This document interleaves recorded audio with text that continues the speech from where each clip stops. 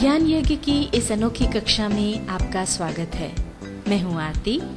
चलिए शुरू करते हैं आज का अध्याय। टैली ERP 9 के इस अध्याय में हम सीखेंगे इंटरेस्ट कैलकुलेशन ऑप्शन का उपयोग करना और इंटरेस्ट की एंट्री करना। अभी हमने सन्ड्री डेटर्स के लिए इंटरेस्ट कैलकुलेट किया। इसी तरह हम सन्ड्री क्रेडिटर्स के लिए भी इंटरेस्ट कैलकुलेशन का उपयोग करेंगे और उसके लिए हमें क्रेडिट नोट का उपयोग करना होगा। मान लीजिए हमारा किसी पार्टी से ऐसा सेटलमेंट है कि प्रायः हम उससे लोन लेंगे और कभी उसे ज़रूरत होने पर लोन दे भी देंगे। ऐसी स्थिति में इंटरेस्ट कैलकुलेट कैसे किया जाएगा ये अब हम देखते हैं। उदाहरण के लिए हम मान लेते हैं कि हमारी एक पार्टी है ABC ट्रेडर्स। ABC ट्रेडर्स से हमारा ऐसा सेटलमेंट है कि प्रायः उससे हम लोन लेते हैं और कभी कभी उसे लोन दे भी देते हैं। तो पहले तो हम इसका लेजर बना लेते हैं और लेजर बनाने के लिए हम सबसे पहले जाएंगे अकाउंट्स इन्फो में। अकाउंट्स इन्फो में लेजर्स पर जाएंगे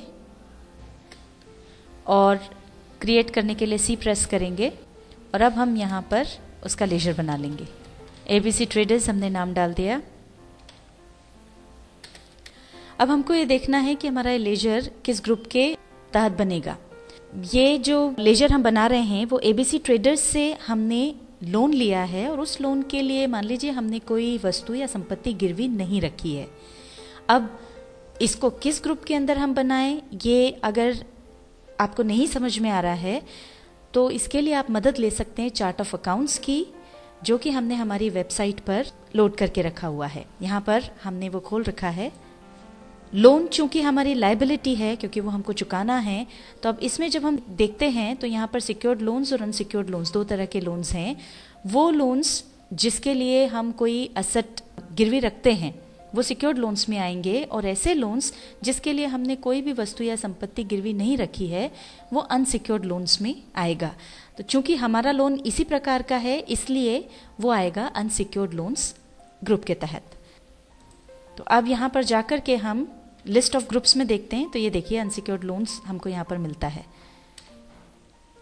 यहाँ पर एक्टिवेट इंटरेस्ट कैलकुलेशन, जिसको यस कर देंगे, एंटर प्रेस कर देंगे और अब हम आ गए इंटरेस्ट पैरामीटर्स पर। ये यहाँ पर इंटरेस्ट पैरामीटर्स में हमने रेट दे दिया 12% और पर ईयर का है, ये हमने चूज कर लिया। यहाँ पर इंटरेस्ट बैलेंसेस हैं। जैसा हमने आपको पहले बताया था कि डेटर के केस में जब हम माल बेच रहे हैं तो डेबिट बैलेंसेस ओनली यूज़ किया था। अब यहाँ पर चूंकि हम लोन लेते भी हैं और देते भी हैं तो हम चुनेंगे ऑल बैलेंसेस।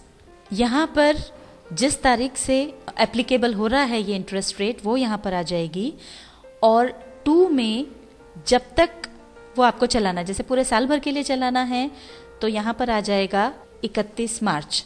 और अगर आप पूरे साल भर के लिए ये ब्याज की दर नहीं रखना चाहते हैं, मान लीजिए पहले 6 माह के लिए आप चाहते हैं कि ब्याज की दर ये रहे और 6 माह के बाद आप उसे बढ़ाना या घटाना चाहते हैं तो आपको वो वापस से अलग से लेना होगा। अभी यहाँ पर एंटर हम प्रेस करते हैं और यहाँ हम तारीख डाल देते हैं 30 सितंबर। आगे अभी राउंडिंग मेथड्स हम नॉट एप्लीकेबल ले रहे हैं।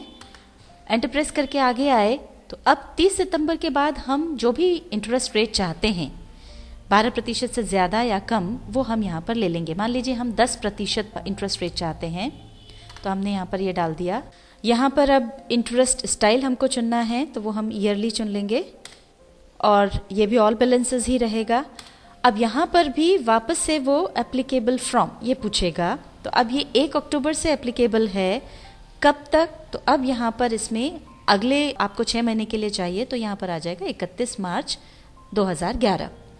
पर चूंकि हम पूरे साल भर के लिए जो ब्याज की दर है वो 12% ही रखना चाहते हैं इसलिए अब हम वापस बैक स्पेस की प्रेस करते हुए यहीं पर आ जाएंगे और यहाँ पर हम तारीख डाल देंगे 31 मार्च 2011।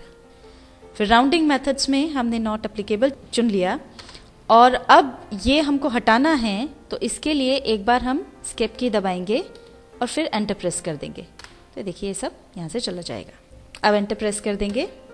मेलिंग डिटेल्स में जो भी डिटेल्स हो वो आप भर सकते हैं और इसके बाद कंट्रोल A प्रेस करके इसको एक्सेप्ट कर लीजिए। एबीसी ट्रेडर्स का हमने लेजर तो बना लिया और अब हम आगे के ट्रांजैक्शंस देखते हैं। मान लीजिए 20 अगस्त को एबीसी ट्रेडर्स से हमने 5 लाख रुपए का लोन लिया। तो आइए देखते हैं उसकी एंट्री। इसके लिए हम पहले जाएंगे अकाउंटिंग वाउचर्स में और यहाँ पर पहले तो हम डेट चेंज करेंगे। ये हमने तारीख बदल दी और ये रिसीट वाउचर है, रिसीट वाउचर में एंट्री हो जाएगी। क्रेडिट होगा एबीसी ट्रेडर्स, अमाउंट डाल दिया 5 लाख रुपीस। डेबिट होगा कैश, नरेशन हम डाल देंगे लोन रिसीव्ड, एक्सेप्ट कर लेंगे। ये एंट्री हो गई। अब मान लीजिए 25 सितंबर को हमने 4 लाख रुपए एबीसी ट्रेडर्स को चुका दिए।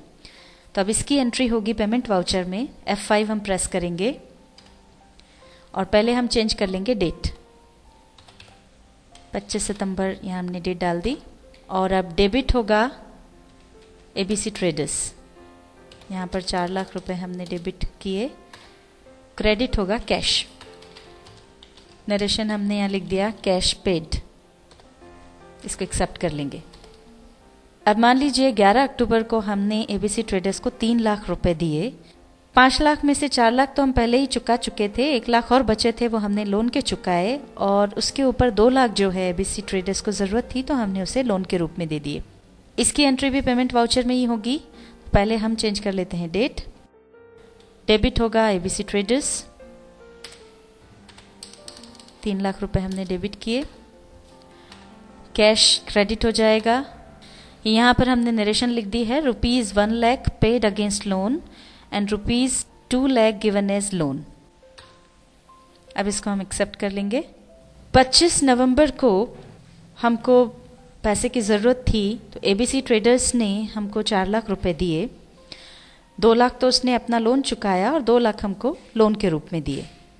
तो अब ये चूंकि हमने मनी रिसीव किया है इसलिए इसकी एंट्री होगी रिसीट वाउचर में। F6 प्रेस करेंगे और पहले हम चेंज कर देंगे डेट, यहाँ डाल देंगे 25 नवंबर। क्रेडिट होगा एबीसी ट्रेडर्स, 4 लाख रुपए क्रेडिट हमने किए। डेबिट होगा कैश, नरेशन हमने लिख दी ₹2 lakh received against loan given and ₹2 lakh received as loan.